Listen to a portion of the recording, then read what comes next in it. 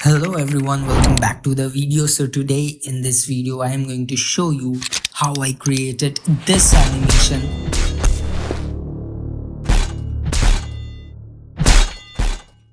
using Blender, After Effects and my 5 years old PC.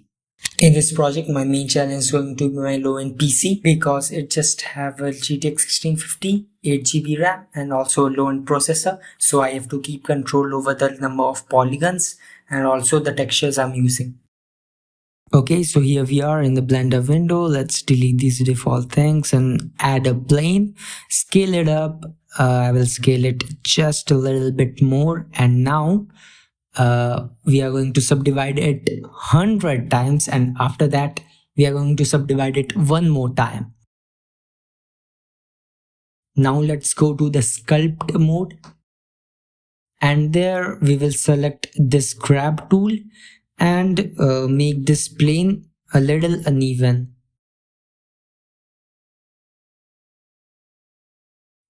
After it's done, we will go back to object mode, and now we will scatter some grass. So for that, I will go to particle system and click this plus icon, click here, click advanced, and now I am going to select a grass model that I want to scatter. So for that, I will go to my asset browser because I have a lot of vegetation assets in my asset browser. So I will select this one, and now I will go to particle system,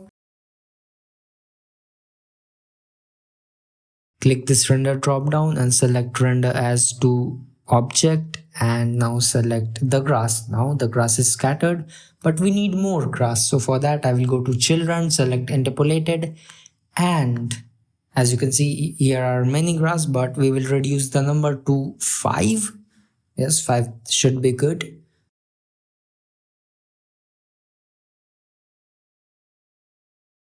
Now I will increase the scale and also increase the randomness. And yes, here it is, a nice scattered grass. Now let's move to the lighting part. So for that, I will switch to Cycles Render Engine.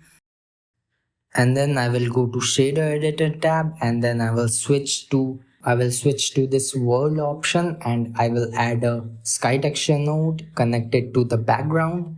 I didn't like the scattering of grass, so I will tweak the scattering by going to the particle system and tweaking the scale and also the randomness.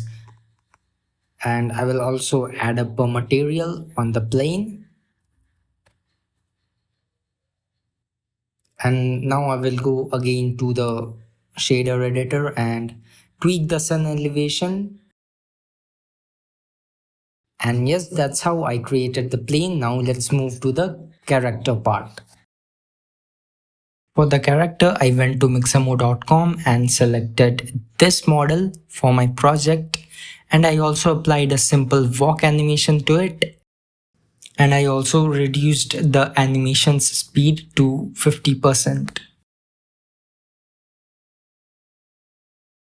Now before moving into the animation part, I would like to make the environment a little bit better by adding some rocks and few more vegetations around the landscape.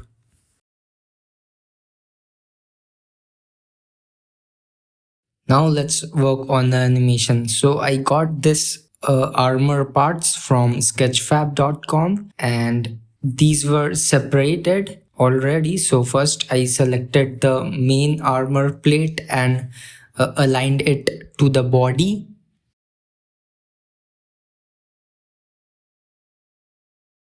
Now we are going to simply use a child of constraint and make the armor follow a bone. So first of all, we need to identify the bone. So for that, I will activate the X-ray mode, select the armature, and then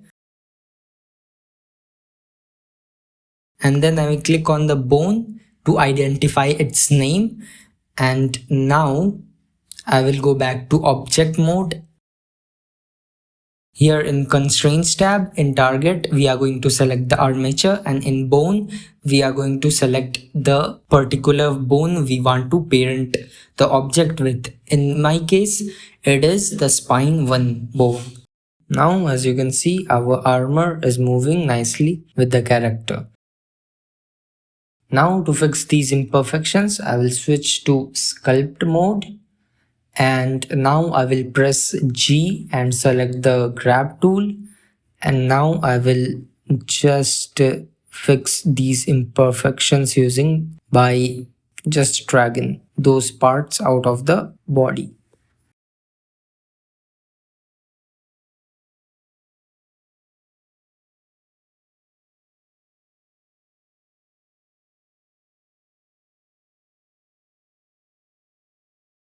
For the further animation of the video, I will go to around 50 to 40 frames and check this option. This option is of auto keyframing. Whenever you move, rotate or scale any object, it's gonna automatically create a keyframe.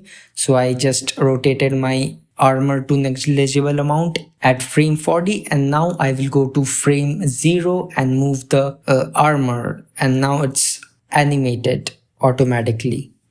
For making it better, I will rotate the armor at the first frame, and here's the results.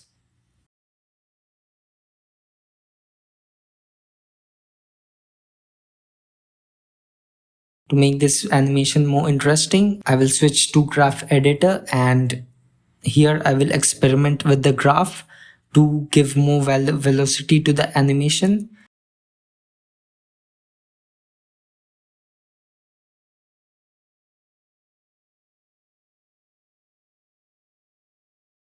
Now all I did was repeating the same process with all the other parts of the armor like the shoulders, arms, legs, etc. Well, that's all for today's video. I hope you learned something new today. Well, I know I left few parts like the camera angles and also the texturing part. But don't worry, we'll cover that in another video. You know, my main goal of this video was just to make you learn something new, and I hope we did that. So yeah, that's all for today's video. See you in the next one.